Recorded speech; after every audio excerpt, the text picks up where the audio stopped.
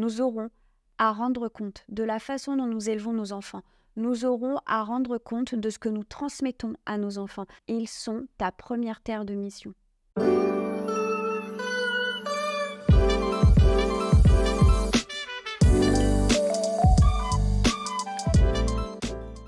Bonjour à toutes, j'espère que vous allez bien. Aujourd'hui, on parle d'un sujet qui me passionne particulièrement puisqu'on va parler du rôle de la mère selon la Bible. Donc c'est un sujet qui me passionne parce que j'ai moi-même 2 enfants et pour ceux qui connaissent mon témoignage, c'est vraiment au travers de la maternité que Dieu est venu me chercher. C'est quand j'ai découvert que j'étais enceinte de mon fils que là je me suis dit « Ok, ça... » je ne vais pas pouvoir le faire toute seule. Et c'est là que j'ai vraiment donné pleinement ma vie à Christ et c'est là que j'ai pleinement commencé à marcher avec lui. Donc, j'étais pas cette fille bien dans sa peau, même si comme tout le monde, j'ai encore des améliorations à faire parce que je crois que c'est une marche quotidienne et que ça peut prendre du temps. J'étais pas alignée avec mon appel, avec forcément mes convictions. J'étais pas non plus alignée avec ce que la parole de Dieu dit de moi et j'étais pas alignée avec la volonté de Dieu pour la vie d'un chrétien lambda en fait. Je parle vraiment même d'un disciple dans le quotidien. Quelle est la volonté de Dieu pour un disciple dans le quotidien ?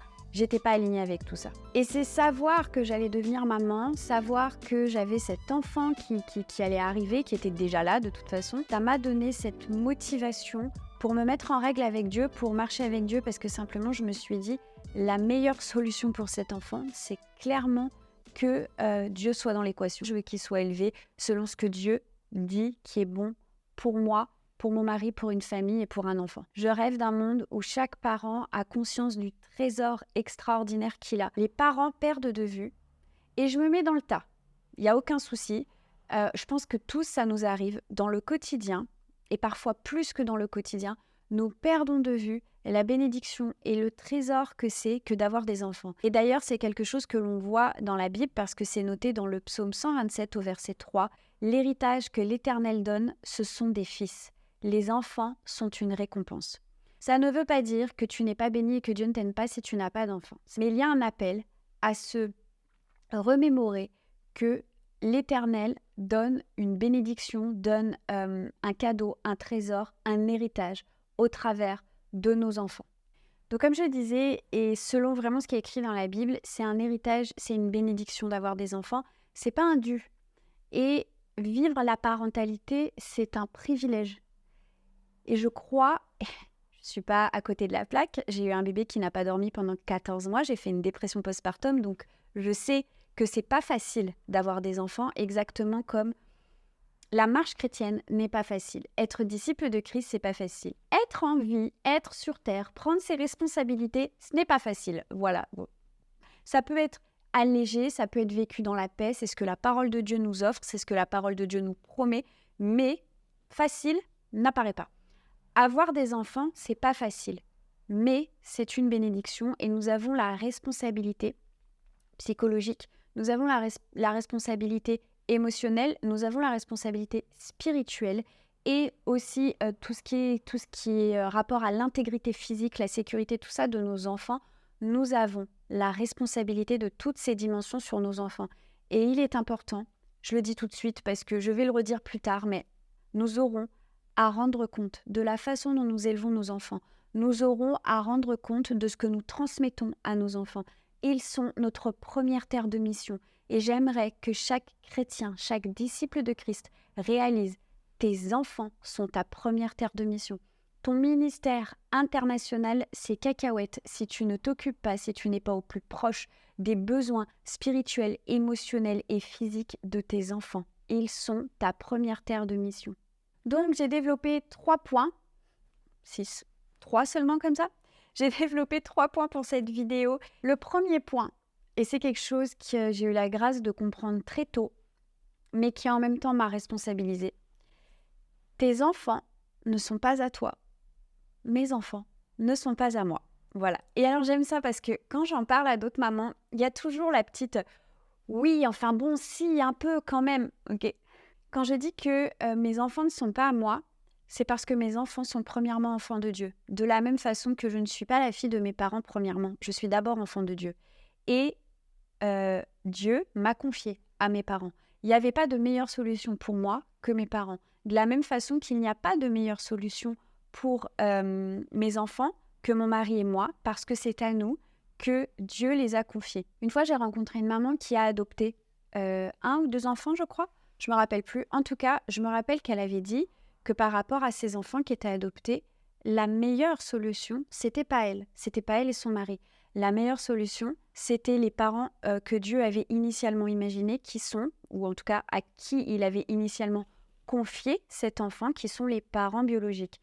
Maintenant, ils étaient la deuxième meilleure solution. Tout ça pour dire que c'est hyper important de comprendre que nous sommes la meilleure solution pour nos enfants, parce que c'est à nous que Dieu confie nos enfants, et il nous confie ses enfants, premièrement. Je parle souvent de la parabole des talents que l'on trouve dans l'évangile de Matthieu, parce que je crois que c'est une parabole qui nous parle de beaucoup de choses. Elle peut parler des talents dans le sens des aptitudes, des dons. Je crois qu'elle parle aussi du temps. Je crois qu'elle parle aussi au sens propre du terme, c'est-à-dire que dans le texte, elle parle d'argent.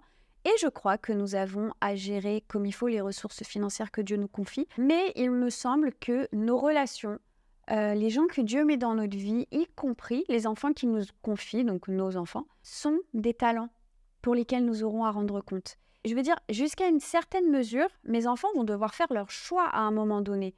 Moi, mon job, comme je vous l'ai déjà dit, ça va être de m'assurer que je leur donne les bonnes clés, que je les élève dans la foi, même si la conversion réelle, elle passe par une rencontre personnelle avec le Christ. Et à partir d'un certain moment, ce sont mes enfants qui vont devoir faire leur choix, mais jusqu'à un certain point, c'est moi qui suis responsable de ce que je leur enseigne. Et au-delà de ce que je leur enseigne, parce que si c'est pour les frapper avec des coups de Bible, ça ne sert strictement à rien, on est bien d'accord. Donc, qu'est-ce que je leur transmets ? Qu'est-ce que je leur transmets comme amour, comme image d'eux-mêmes ? Quelles sont les paroles que je prononce sur mes enfants ? Toutes ces choses-là, je vais avoir à rendre compte. Et je pense qu'on a besoin... Alors, bien sûr, il y a la grâce de Dieu, et heureusement qu'il y a la grâce de Dieu. Mais en même temps, moi, des fois, ça me permet aussi de me réaxer. Ça me permet de ne pas trop m'endormir dans mon éducation. Parce que si je pars du principe qu'ils ne sont pas à moi et que je vais avoir à rendre compte, mais forcément, ça me remet en question. Alors peut-être que certains d'entre vous, là, vous êtes en train de vous à chercher dans votre Bible, c'est écrit où que les enfants ne sont pas à nous. C'est pas écrit. Honnêtement, je ne crois pas que ce soit écrit où que ce soit, tes enfants ne sont pas à toi. Par contre, ce que je sais, c'est que la Bible dit « ce n'est plus moi qui vis, c'est Christ qui vit en moi ». La Bible dit que je suis le temple du Saint-Esprit. La Bible dit que je suis appelée à diminuer pour que Christ en moi puisse croître. Et il est aussi écrit que ma propre vie ne m'appartient pas, que j'ai été rachetée à grand prix et que Jésus nous a rachetés, m'a racheté à la croix. Tout ça, ce n'est pas des images, tout ça, c'est la vérité de la parole de Dieu. Si je ne m'appartiens pas à moi-même, à quel moment mes enfants peuvent-ils m'appartenir ? C'est nécessaire et c'est merveilleux de réaliser que le Seigneur m'a fait confiance en me confiant les 2 merveilleux êtres humains que j'ai dans ma maison, qui sont mes enfants, mais qui sont avant tout et surtout les enfants que Dieu m'a confiés. Et ça me responsabilise dans le fait que ce n'est pas une plus petite mission que tout ce que je vais faire à l'église ou que tout ce que je peux faire. Peut-être qu'un jour, vous serez des milliers sur cette chaîne YouTube. C'est pas plus important que ce que je vis dans le quotidien avec mes enfants. Et ce que je transmets ici n'est pas plus important que ce que je transmets à mes enfants. Donc c'est mon deuxième point, et c'est ce que j'ai déjà dit en introduction, mais ça brûle vraiment sur mon cœur. Si tu cherches ton appel, si tu te demandes ce que Dieu veut que tu fasses, bon déjà la première des choses, sois un disciple, imite Christ, voilà. Et la deuxième chose, tes enfants sont ta première terre de mission. C'est hyper important de le comprendre. Il y a une vraie mentalité dans le capitalisme qui est que nous devons produire sans cesse. Et ça infuse. Ça infuse dans la façon dont on voit les choses. Et je ne suis pas là pour débattre si c'est bien ou si c'est pas bien. Le fait est que la pensée qui est infusée, c'est il faut produire de la richesse, il faut accomplir. Et nous sommes élevés dans cette mentalité d'accomplissement parce que bien avant de nous aider à découvrir ce que nous sommes, le monde, le système scolaire, nos parents aussi parfois, vont nous aider à découvrir ce que nous devons faire. Et c'est là où Jésus prend les choses complètement à contre-pied.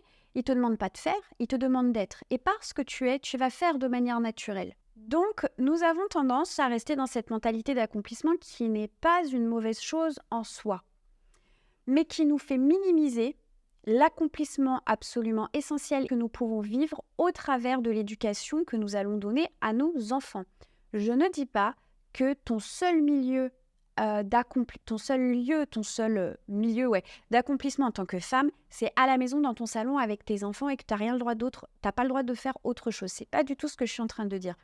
Mais il y a un réel accomplissement dans ces choses-là.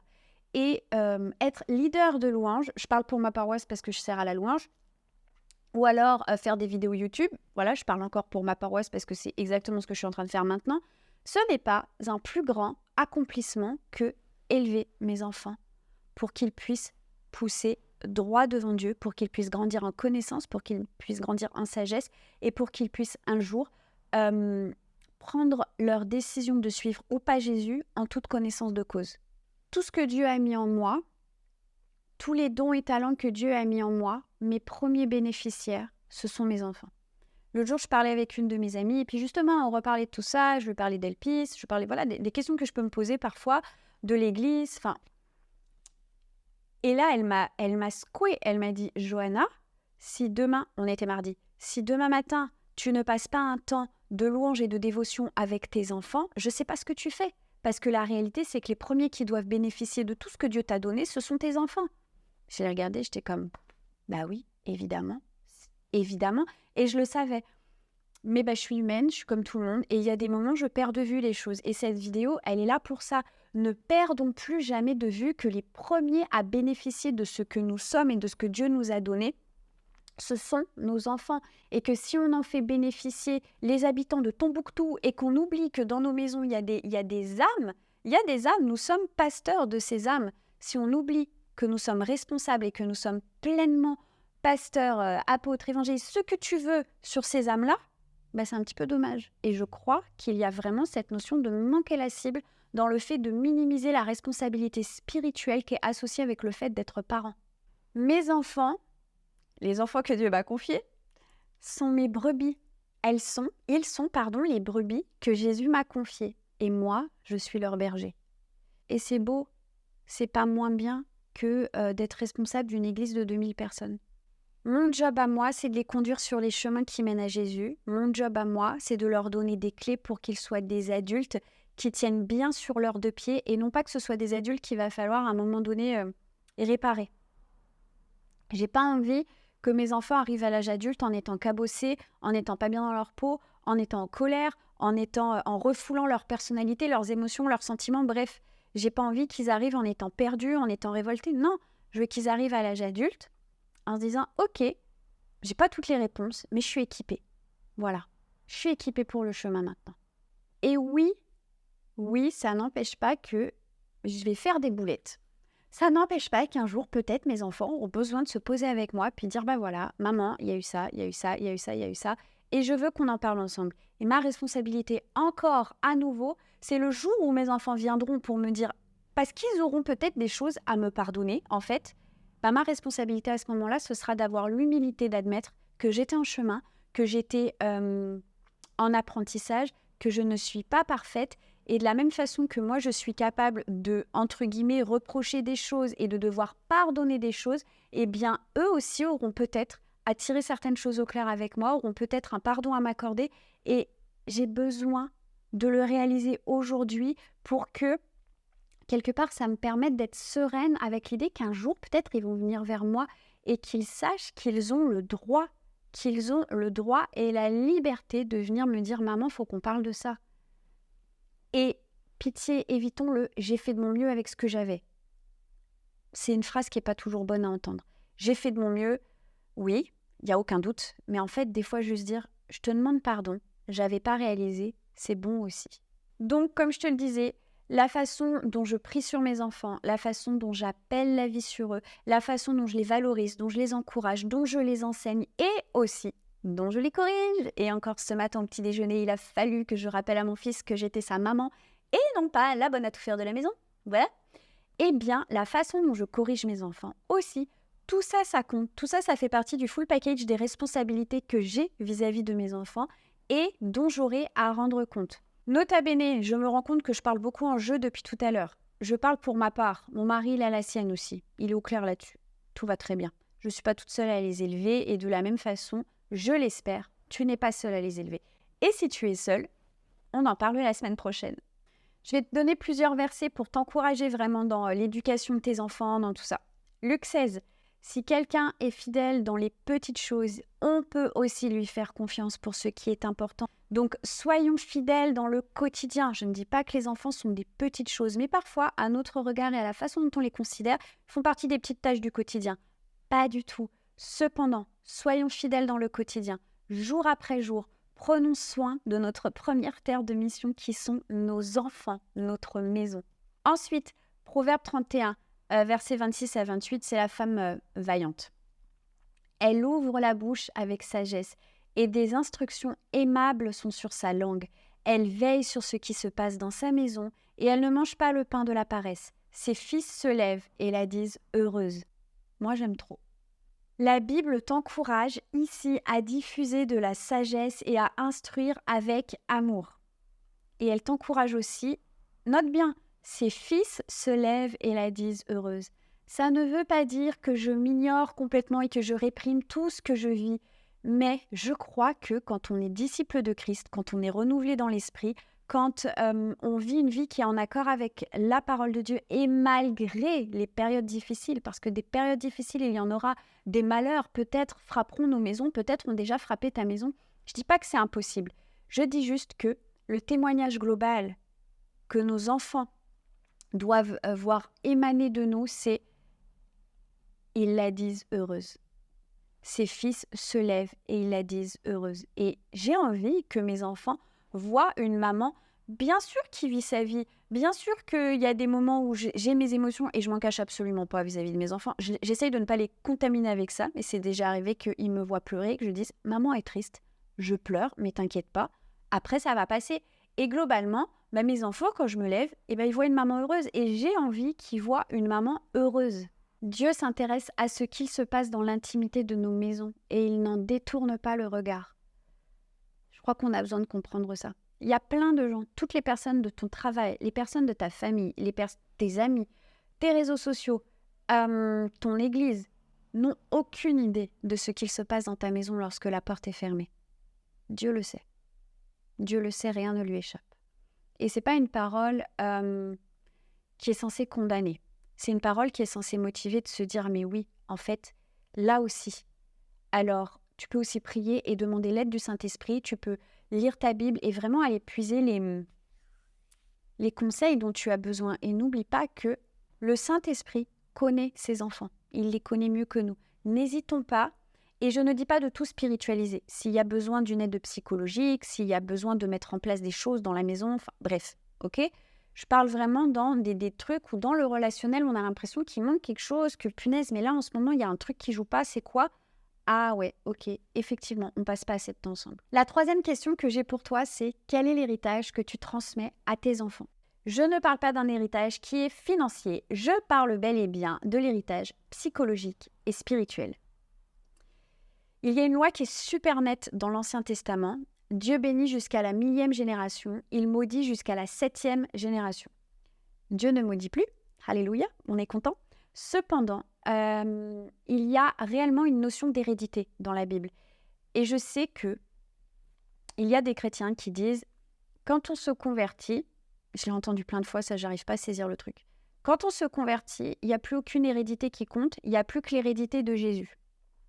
Oui, très bien, encore faut-il la manifester, encore faut-il la saisir, encore faut-il mettre à la lumière toutes les choses obscures qui sont dans notre hérédité. Voilà, c'est pas automatique, il n'y a pas de claquement de doigts, en fait, sinon c'est mystique. Sinon c'est, ah bah voilà, ça y est, je me suis convertie, il n'y a plus de problème, tous mes problèmes ils sont restés dans l'eau du baptême. Pour moi, c'est du mysticisme. Désolée, mais on a vraiment une responsabilité là-dedans. Donc oui, nous ne sommes plus sous la condamnation, oui, nous ne sommes plus sous des héritages familiaux, mais encore faut-il prendre conscience de quoi est-ce qu'on parle. Qu'est-ce que ma famille m'a légué ? Qu'est-ce que ma famille m'a légué en termes de schéma psychologique ? Qu'est-ce que ma famille m'a légué en termes de... Parfois, il y a vraiment des récurrences qui sont spirituelles. Qu'est-ce qu'elle m'a légué ? Où est-ce que j'en suis avec tout ça ? Et il y a un travail à faire. Il y a des choses qui vont se régler parce que on va grandir dans la foi. Des choses, il va falloir aller voir un psychologue. Il y a des choses, il va falloir prendre position à la prière. Et puis, il y a des choses, vous pouvez aller voir une coach en développement spirituel, par exemple. Mais voilà, ce que je veux dire, c'est qu'il est hyper important de prendre conscience que ce n'est pas parce que tu te convertis et que tu es chrétien que ton héritage, il est bon. Parce que si tu n'as pas saisi la bénédiction à la croix, tu ne vis pas. En fait, c'est à toi de te mettre sous cette alliance-là. Et c'est pas parce que tu te convertis que tu te mets automatiquement sous cette alliance. Pour moi, il y a vraiment une prise de conscience à faire. Peut-être il y en a, vous n'êtes pas d'accord avec moi. Dites-moi dans les commentaires, ça m'intéresse. Mais ouais. En fait, l'idée dans le verset, donc dans la loi spirituelle que je t'ai donnée, donc c'est que Dieu bénit jusqu'à la 1000e génération et il maudit jusqu'à la 7e, c'est que la bénédiction, tout comme la malédiction, ça se transmet. Et ça se voit. Il y a des familles, il faut juste les regarder. Enfin, je veux dire, il faut juste les regarder. Mais de la même façon qu'il y a des familles, tu dis, mais c'est extraordinaire, ils sont vraiment bénis. Tu as l'impression que le plafond des parents, c'est le plancher des enfants et ça continue comme ça, quoi. Mais oui, bien sûr, parce que ça se transmet. Maintenant, si je regarde vraiment d'un point de vue psychologique, tout ce que je vis, je le transmets d'une manière ou d'une autre à mes enfants. Et croire que mon histoire ne concerne que moi, c'est une illusion. Quand j'étais stagiaire en psychiatrie, j'avais travaillé dans un hôpital et il faut savoir vraiment que tu ailles dans un hôpital ou dans un autre, en tout cas dans tout ce qui va concerner la psychiatrie, ou quand tu vas voir un psychologue, il faut vraiment savoir que il y a des obédiences. C'est-à-dire que tu as des établissements qui vont travailler avec telle philosophie de soins, tu as des établissements qui vont travailler avec telle philosophie de soins. Moi, j'avais fait un stage, je me rappelle, dans un hôpital qui était spécialisé dans ce que l'on appelle la systémique. La systémique, c'est vraiment la thérapie du système. Ça veut dire qu'on prend un individu comme faisant partie d'un système et l'idée, c'est d'étudier l'individu au cœur de son système pour le comprendre. Souvent, ce sont des établissements où la famille est convoquée avec le patient à un moment ou à un autre. Convoquée, ça fait hyper solennel, mais à un moment ou à un autre, va y avoir besoin de faire une réunion avec la famille pour exposer, pour comprendre la dynamique qu'il y a autour de la personne. Ta famille, ce que tu es, ce que tu as vécu avec ta famille, si tu crois que tu ne le transmets pas d'une manière ou d'une autre, c'est faux. C'est pour ça que c'est hyper important d'être au clair sur son vécu. J'en reviens toujours à ça.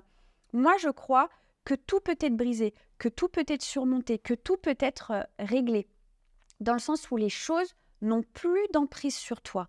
Mais il faut être au clair. Il faut être au clair et il faut se laisser le temps aussi de guérir des choses. À mon sens, c'est à partir de là qu'on devient conscient de ce que l'on transmet à nos enfants. Et je crois sincèrement qu'il y a trop de chrétiens qui ne sont pas conscients de ce qu'eux-mêmes ont reçu et de ce qu'ils donnent. Parce qu'on sépare complètement tout ce qui est du domaine psychologique. Il y en a qui font l'impasse totalement sur les liens générationnels. Ils y croient même pas. Bon, après ça, c'est chacun fait comme il veut. Et on sépare, d'un autre côté, le fait que la Bible, on est chrétien, on va à l'école du dimanche, on est avec Jésus. Et en fait, tout ça, on le relie pas. Donc, on n'a que des portions de vérité parce qu'on regarde à chaque fois à travers un seul prisme plutôt que de se dire on va tout mettre ensemble et on va essayer de trouver là-dedans un point de vue qui soit équilibré. Donc lorsque je prends soin de moi, lorsque je prends le temps de guérir, la réalité c'est que je prends aussi le temps de me remettre en question, de me regarder en face tel que je suis. Je prends aussi le temps de faire le point sur qui je suis et sur ce que je transmets à mes enfants. Les enfants se développent selon ce qui est de l'ordre de l'inné et ce qui est de l'ordre de l'acquis. Et je crois que Dieu ne crée pas de coquilles vides, donc il y a toute une part d'inné dans le caractère de nos enfants. Il y a toute une part de qui ils sont, de qui Dieu a créé. Voilà. Mais il y a aussi une part d'acquis. Et l'acquis, c'est tout ce qu'ils vont développer au contact des personnes autour d'eux. Et ce qui est intéressant avec l'acquis, c'est que l'acquis, ça se développe soit, entre guillemets, en reproduction, soit en réaction. C'est-à-dire, parce que mon père est comme ça, eh bien, je vais l'absorber. Ou alors, parce que mon père est comme ça, eh bien, c'est quelque chose que je vais complètement rejeter. Et donc, je vais développer quelque chose qui est au contraire de ce qu'il est, parce que je suis en rejet de ce trait de caractère ou de ce que j'ai vu chez mon père. Je prends l'exemple de mon papa, mais tout va bien, je t'aime, papa. Nos enfants, donc, ils sont en contact permanent avec nous. Ils sont en contact permanent avec nos failles, avec nos croyances, avec nos peurs, avec nos limitations, avec nos distorsions et avec notre rapport aux autres et notre rapport à nous-mêmes. Ça veut pas dire qu'on doit être parfait dans tout. C'est pas ça la question. La question, c'est juste d'être conscient. Donc voilà, je te le redemande. Quel héritage est-ce que tu veux laisser à tes enfants? Est-ce que tu es une femme qui est épanouie, qui est heureuse et qui déverse sur eux tout ce qu'elle reçoit? Ou alors, au contraire, est-ce que tu es une femme qui te débat comme tu peux, avec toi-même, avec tes casseroles et avec tout ce lourd passé, tous ces trucs-là qui t'envahissent à la maison et tu sais que ça pourrit l'atmosphère à la maison. On le sait, nous les mamans, on a vraiment cette fonction de thermostat à la maison. Donc, quel type de maman es-tu? Voilà. Et il n'y a pas de condamnation à avoir. Je crois que c'est juste une réalité à prendre en compte. Si tes enfants sont grands et puis que cette vidéo, elle te rappelle des trucs et puis que tu te dis, bah mince, tac, tac, il y a de la grâce, il y a de la grâce. Et puis je crois qu'il faut simplement mettre à la lumière et demander pardon. En tout cas, pas à tes enfants, mais peut-être à Dieu déjà. Premièrement, dire, bah zut, j'avais pas réalisé tout ça et je t'en demande pardon. Et il y a de la grâce, c'est couvert, c'est complètement OK. Et puis, peut-être que tu dis, bah zut, il y a des choses à réactiver, mais n'hésite pas, renseigne-toi sur le programme Restart, regarde, contacte-moi si tu as envie de savoir en quoi est-ce que ce programme il peut te concerner en tant que mère. Et puis, parce qu'il faut savoir que c'est un programme que j'ai développé aussi parce que j'étais maman et que j'ai réalisé tout ce que je vous ai dit là. Et comme je te l'ai dit en introduction, tes enfants, les enfants que Dieu t'a confiés, sont ton moteur. Ils peuvent être ton moteur, ils peuvent être ta motivation. Et réalisons que notre plafond peut être leur plancher. Et moi, ça me donne envie d'élever le plafond. Alors voilà, je te dis à la semaine prochaine. N'hésite pas à t'abonner, à liker, tout ça. Et puis, je te dis à la semaine prochaine. Ciao, ciao.